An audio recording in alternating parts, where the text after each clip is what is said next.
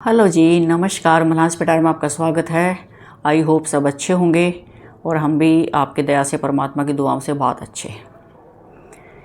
देखिए, आज मैंने एक ऐसा टॉपिक चुना है कि 4-5 दिन से, लगभग 1 वीक से सोशल मीडिया पे एक न्यूज़ आ रही है कि कोरोना की तरह ही जो है चाइना में एक और वायरस HMPV निकल कर आया है और वहाँ पर इसका असर ज़्यादा है। और इंडिया में भी 6 केस जो हैं वो डिटेक्ट हुए हैं। नागपुर में है, अहमदाबाद में है, महाराष्ट्र में 1-2 जगह और हैं, ऐसे ही बेंगलोर में हैं। और उसका असर जो है वो छोटे बच्चों पे ही देखा गया है। तो देखिए, 4 साल पहले कोविड-19 आया और जो इस तरह की आपदाएं होती हैं ना, प्राकृतिक आपदाएं, वो हमें बहुत कुछ सिखा जाती हैं कि वो कितनी भयंकर पैंडेमिक था, महामारी जिसको कहते हैं। लाखों लोगों की जान भी गई है और उससे हमने बहुत कुछ सीखा है। हर इस तरह की आपदा हमें, जैसे हम मुसीबत में होते हैं, संघर्ष कर रहे होते हैं, तो हम वहाँ से सीखते भी बहुत कुछ हैं। तो उससे हम बहुत अलर्ट भी हुए हैं, हमने सीखा भी बहुत कुछ है। तो अब ये एक नया वायरस जो है, नया नहीं कहूँगी मैं, क्योंकि वायरस हमारे नेचर में हमेशा होते हैं। प्रकृति में कितने वायरस हमेशा होते हैं, लेकिन वो एक्टिव कब होते हैं, ये उनका, वो हमेशा एक्टिव नहीं होते हैं, उनका टाइम होता है। कोरोना वायरस भी था, पता नहीं कितने वर्षों से होगा नेचर में, और कब एक्टिव हुआ है। रिसेसिव होते हैं ये, और इनमें ना म्यूटेशन होती रहती है, टाइम टू टाइम म्यूटेशन होती रहती है। तो कोविड पैंडेमिक ने हमें बहुत कुछ सिखाया, उससे हमें जीना आया ज़िंदगी में कि ऐसे आपातकाल में हम कैसे सरवाइव करें, हमें क्या सावधानी रखनी है, क्या क्या इसके उपचार हो सकते हैं। तो अब दहशत की ज़रूरत नहीं है, डरना नहीं है, क्योंकि कहते हैं ना कि वास्तविकता से ना दहशत बहुत ज़्यादा बुरी चीज़ होती है।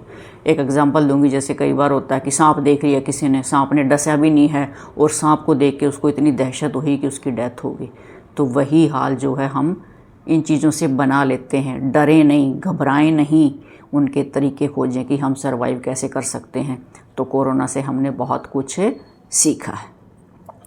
तो कोरोना में भी ऐसे हुआ था कि ये जो है वायरस HMPV,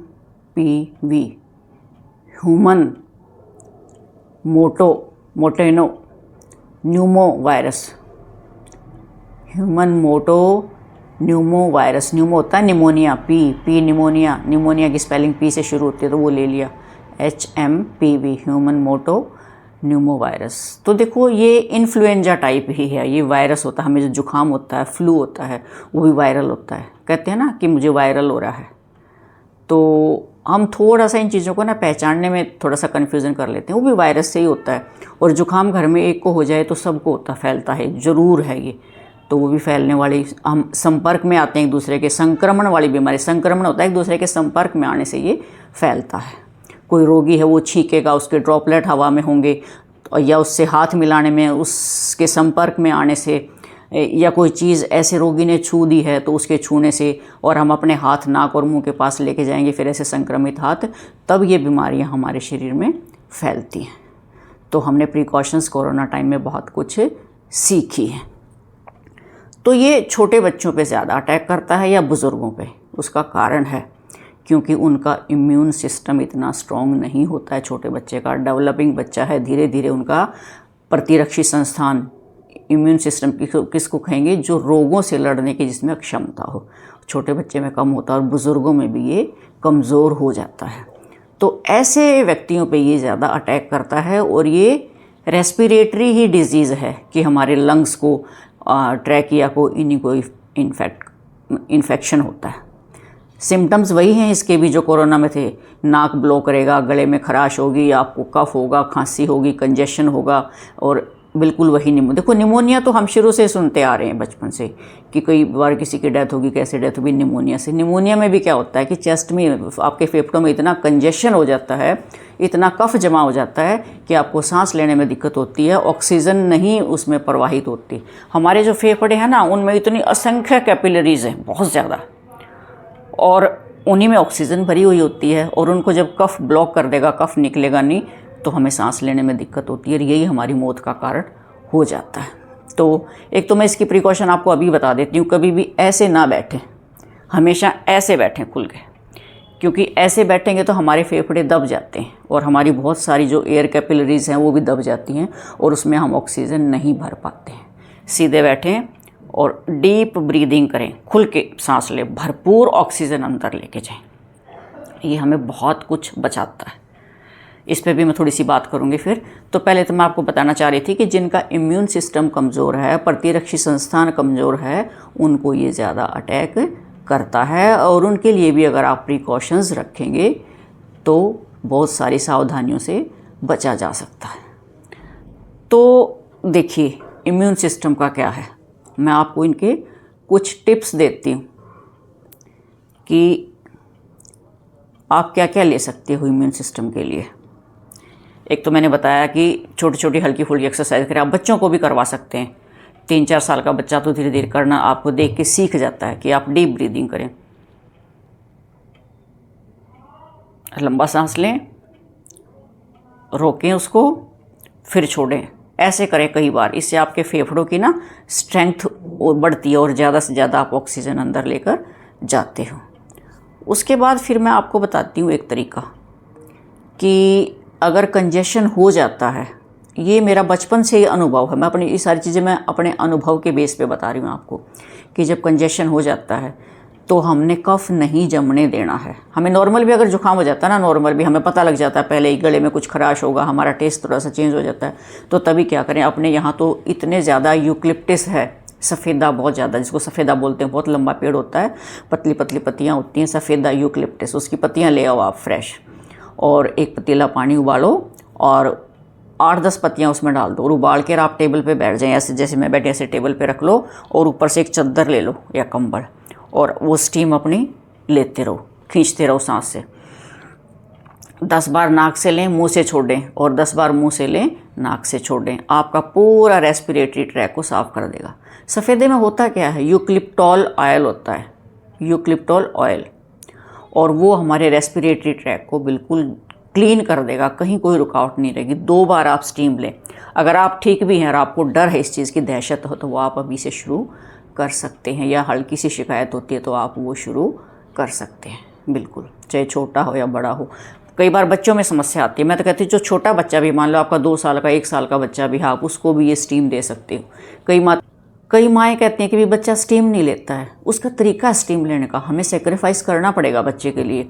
आप पतीला भर के उबालें, स्टीमर में नहीं करना है वो, आप पतीला लें इतना सा और 1.5-2 लीटर का ले लो, उसमें कम से कम 1-1.5 लीटर उतना ही पानी डालो, थोड़ा सा खाली छोड़ के बीच में पत्ते डाल लो और बच्चे को लेके बैठ जाओ आप साथ में, टेबल पे रखो ऐसे, गोद में बच्चा लो और ऊपर से चादर ले लो और बच्चे के साथ आप भी स्टीम लो, तो आपके साथ बच्चा रहेगा चादर में, कोई दिक्कत ही नहीं है। फिर भी कई बार होता है कि बच्चा टिकता नहीं है, तो उसका एक आज के ज़माने में एक बढ़िया तरीका, आप लोग शिकायत करते हैं भी बच्चा फ़ोन देखता रहता है, आज आप बच्चे को खाना भी फ़ोन दे के खिलाते हो, दूध भी उसको फ़ोन दे के पिलाते हो, तो इस अगर महामारी से बचना है तो थोड़ी सी देर उसको फ़ोन दे के और आप उसको स्टीम दे सकते हो बहला फुसला के, क्योंकि स्टीम देना बहुत ज़रूरी है। फ़ोन की आदत तो आप फिर भी छुड़वा दोगे, लेकिन बच्चे की जान बचाना बहुत ज़रूरी है।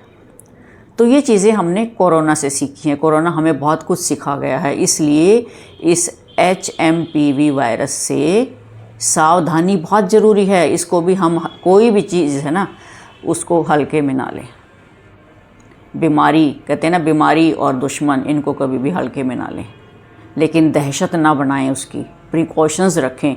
बाकी ऐसा कुछ नहीं है, अभी ऐसी कोई इसमें खतरे वाली बात नहीं है। और कोरोना में भी जिनका इम्यून सिस्टम अच्छा था, देखो कोरोना भी जो है ना, कोरोना काल में हो सकता है सभी लोगों में से होके गुजरा हो, हमारे में से भी होके गुजरा हो, हालांकि हमें कोरोना नहीं हुआ, लेकिन जिनका इम्यून सिस्टम ठीक है उनको पता भी नहीं चलता। हो सकता है आज भी शायद हमारे अंदर वो वायरस हो, लेकिन वो डेड पोजीशन में रहते हैं। और वायरस जो है ना, वायरस जो है वो लिविंग नहीं है, ये लिविंग और नॉन लिविंग के बीच का एक है, तो ये इसकी बाहर अपनी तो ग्रोथ होती नहीं है। जब ये ह्यूमन बॉडी में चला जाता है तो वहाँ इसको एक बेस मिल जाता है ह्यूमन बॉडी में जाके सेल्स में, और वहाँ ये अपनी ग्रोथ शुरू करता है। और फिर क्या होता है, इनके रूप चेंज हो जाते हैं, म्यूटेशन बोलते हैं उसको, म्यूटेशन हो जाती है और इनका डीएनए आरएनए जो है टाइम टू टाइम चेंज होता रहता है और उनके नए नए वेरिएंट बनते रहते हैं। जैसे कोरोना में भी आया था ना, पहले कोविड-19 के बाद डेल्टा आया, डेल्टा के बाद फिर ओमिक्रॉन आया और वो इतने घातक नहीं थे, इसलिए धीरे धीरे इनके वेरिएंट बनते रहते हैं म्यूटेशन के बाद और वो फिर घातक नहीं होते हैं, वो कम खतरनाक हो जाते हैं और हमें भी उनको जो है ना, हमारे अंदर भी रेजिस्टेंस पावर आ जाती है उनको बियर करने की धीरे धीरे।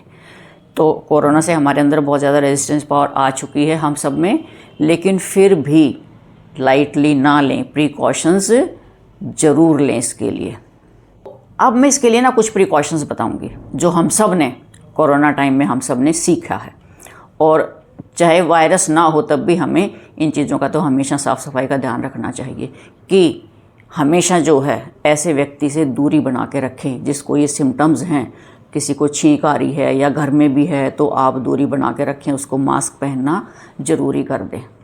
दूसरा है, हम बाहर जाके आते हैं, हमें नहीं पता कहाँ कहाँ हाथ छूता है इस तरह का रोगी, कहीं ग्रिल्स हैं, रेलिंग्स हैं, दरवाजे कुंडी हैं, कहीं भी हैं, तो आप अपने हाथ कंधों से ऊपर ना जाने दें, नाक और मुंह से दूर रखें क्योंकि इन्फेक्शन वहीं से जाता है। नाक से हम मुंह से भी सांस लेते हैं और नाक से भी, और हमारा वायरस उन्हीं के थ्रू अंदर जाता है। छुएं ना बिल्कुल भी, याद रखें, बिल्कुल दिमाग में बिठा लें ये बातें।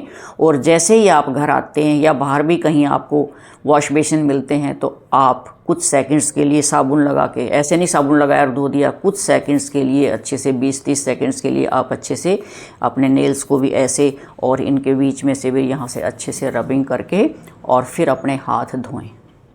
जितनी बार भी आप बाहर से आएँ आप अपने हाथ धोएं। बाहर भी कहीं ऐसे अगर आप टॉयलेट्स वगैरह यूज़ करते हैं तो आप साबुन से हैंड वॉश करें। अपना एक छोटा सा वो आता है पेपर सोप, अपना वो रख सकते हैं। प्रिकॉशंस तो रखनी है ना सर्वाइव करने के लिए, यही चीज़ तो हमने सीखी है। सैनिटाइज़र रखें अपने साथ, छोटी सी शीशी रखें, पॉकेट में अपना सैनिटाइज़र रख लें, थोड़ी सी ड्रॉप्स डालें और अपने बार बार थोड़ा सा हैंड जो है वो सैनिटाइज़ कर लें। ये प्रिकॉशंस बहुत ज़रूरी हैं। घर में भी साफ़ सफाई का बहुत ध्यान रखें और सबसे ज़्यादा जो है आपके टॉयलेट और किचन जो है नीट एंड क्लीन होनी चाहिए जहाँ से वायरस आता है, क्योंकि ये चीज़ें नमी में ही ज़्यादा होती हैं। जहाँ नमी होगी ना वहीं पे वायरस पनपता है, तो इनको बेस ना दे बढ़ने के लिए। और ये जो वायरस हैं इनका एक सीज़न भी होता है, जैसे ठंडी में ये ज़्यादा होता है, ठंड होगी ऊपर से ओस नमी होती है, धुंध पड़ती है, तो उसमें ये वायरस ज़्यादा ग्रो करता है। जब इनको हीट मिलेगी, गर्मी मिलेगी तो ये ख़त्म हो जाते हैं। फैट होता है ना, फैट और घी और उसकी तरह ये डिज़ोल्व हो जाते हैं, ख़त्म हो जाते हैं। अपने कपड़ों का विशेष ध्यान रखें, बाहर से आते हैं तो अपने कपड़े उतार दें और उनको अपने वॉश कर लें। तो ये छोटी छोटी प्रिकॉशंस आप रख के बहुत अच्छे से आप अपने आप को इस बीमारी से या जो वायरल चीज़ें हैं उनसे आप अपने आप को बचा सकते हैं, क्योंकि ये संक्रमण है। एक दूसरे के संपर्क में आने से, छींक जो हवा में ड्रॉपलेट्स होते हैं या पीड़ित रोगी की कहीं कहीं छूने से, आप अगर उस जगह को आप छूओगे तो ये ज़रूर आपके साथ आएगा। और अपने हाथ जो है यहाँ से कंधों से ऊपर ना जाने दें बिल्कुल भी, ये ध्यान ज़रूर रखें इसमें। और ये चीज़ें जो है ना टेम्परेरी होती हैं, कुछ समय के लिए। कोई भी वायरस जो है वो ज़्यादा समय तक नहीं टिकता है, उसका एक स्पेल होता है और कुछ दिनों में, जैसे कोविड का 14 डेज़ का था कि 14 डेज़ में वो अपने आप ही ख़त्म हो जाता है। तो हर वायरस का जो है एक स्पेल होता है। तो ये जो वायरस है ना, मैं इसकी स्टडी कर रही थी आज, ये वायरस जो है नीदरलैंड में तो 1958 में डिटेक्ट हुआ था और इंडिया में जो है वो 2001 में ये डिटेक्ट हुआ था। देखो 2000 से अब 2024 आ गया है। अब भी चाइना में इसका असर ज़्यादा दिखा है क्योंकि कोविड-19 भी चाइना से ही आया था। और इंडिया में भी जो है ना इसकी कोई हिस्ट्री नहीं है कि ये चाइना से उन बच्चों में आया है, ऐसी कोई हिस्ट्री अभी मिली नहीं है बिल्कुल भी। तो ये छोटी छोटी चीज़ें हैं जो हम बहुत सावधानी रख के और इसकी दहशत को ख़त्म करके और अपने आप को बचा सकते हैं। अब मैं इसके कुछ घरेलू नुस्खे और बताऊंगी आपको जो हमने मैं तो कह रहे शुरू से ही, मेरे बच्चे भी बहुत छोटे छोटे थे तब से, मैं तो दूध पीते थे तब से मैं ये अपना नुस्खा अपना रही हूँ और आज भी जो है ना उसी नुस्खे के ऊपर चले हुए हैं। कोविड में तो ये और ही ज़्यादा पक्का हो गया था कि आप ना, अगर आपने 1 कप या 1 गिलास बनाना है, ये जैसे बच्चों को तो अगर काढ़ा दोगे तो बच्चे काढ़ा नहीं पिएंगे, बच्चे के दूध में आप डाल लें और एक दो बार बच्चा करेगा, धीरे धीरे ये दूध इतना टेस्टी लगता है। छोटा सा टुकड़ा, छोटी इलायची होती है ना, इतना सा छोटा सा टुकड़ा हल्दी का लें, इतना ही टुकड़ा अदरक का लें, एक पिंच थोड़ा सा दालचीनी लें, टुकड़ा ना डालें, उसको पीस के डालें, छोटा सा दालचीनी लें, एक छोटी सी लौंग डाल दें, उसका फूल होता है ऊपर का, वो डाल दें और इनको उबाल दें दूध में। ये बहुत ज़रूरी है। और अपने बच्चे को वो दूध पिलाएं जितनी बार भी बच्चा पिए। बच्चे को ये इन्फेक्शन से बचाएगा, राहत देगा, क्योंकि हल्दी में जो है ना करक्यूमिन होता है, याद रखें, हल्दी में करक्यूमिन होता है और वो रेस्पिरेटरी सिस्टम को ठीक रखता है, ब्लॉकेज नहीं होने देता हमारे। करक्यूमिन जो है ना, ये इनके सप्लीमेंट्स भी आते हैं आजकल कि रेस्पोकेयर करके जो है, रेस्पोकेयर है, उसमें मेन जो इंग्रेडिएंट है वो करक्यूमिन होता है और वो करक्यूमिन जो है हमारे रेस्पिरेटरी सिस्टम पे काम करता है, हमारे जो सांस की नली है और फेफड़े हैं उनको साफ़ रखता है। दूसरा, हल्दी जो है वो एंटीबायोटिक, एंटीसेप्टिक होता है, antiviral, anti fungal, anti inflammatory. शरीर के अंदर कोई टूट फूट है सेल्स की, कोशिकाओं की, कोई चोट लगी हुई है, बैक्टीरिया को ख़त्म करता है, वायरस को ख़त्म करता है, तो हल्दी बहुत ज़रूरी है। और बड़े भी पिएं, छोटे बड़े घर में सब पिएं। अदरक है, अदरक भी ऐसे ही है, उसके भी यही गुण हैं। इलायची ज़रूरी है, हरी इलायची डालें, छोटी हरी इलायची डाइजेशन में बहुत मदद करती है। जो भी आप खाते हैं पीते हैं, आप अगर आपका डाइजेस्टिव सिस्टम ठीक है तो आप तंदुरुस्त रहेंगे, आपका इम्यून सिस्टम ठीक रहेगा। दालचीनी बहुत गजब की चीज़ है। दालचीनी तो हर चीज़ पे ही काम करती है, आपके बीपी पे भी काम करती है, फैट लॉस भी करती है, और दालचीनी भी ऐसे ही है, एंटीवायरल, एंटीबैक्टीरियल, एंटी फंगल। तो ये चीज़ें आप बच्चों को दूध पिलाएं। और एक मैंने अभी पीछे वीडियो डाली थी 5-7 दिन पहले कि नेचुरल अपना हर्बल ड्रिंक बनाएं। बड़े लोग, अगर बच्चे भी पी लें तो बहुत अच्छी है, एक हर्बल ड्रिंक बनाएं, उसमें भी यही सारी चीज़ें। अगर आपने 1 कप बनाना, आप 1 गिलास पानी डाल लें, उसमें से आधा रह जाए ना, तो वो आप पिएं आराम से। जैसे ग्रीन टी पीते हैं, ग्रीन टी का कुछ भी नहीं पता उसमें क्या होता है, घास फूस डाल देते, आप अपनी फ्रेश बनाएं। छोटा सा टुकड़ा ऐसे, जैसे मैं बताया था, इलायची जितना दाना, हल्दी डालो उतनी ही अदरक डालो, पिंच दालचीनी डालो, इलायची डालो 2 छोटी, और उसमें सौंफ डालो थोड़ी सी अजवाइन डालो, 1 टुकड़ा लौंग का डालो, और इन सब को आप, और मैं तो मेरे घर में लेमन ग्रास है, लेमन ग्रास भी अगर हो सके मिल सके तो लेमन ग्रास भी डालो, और मैं थोड़ा सा पुदीना डालती हूँ और अजवाइन।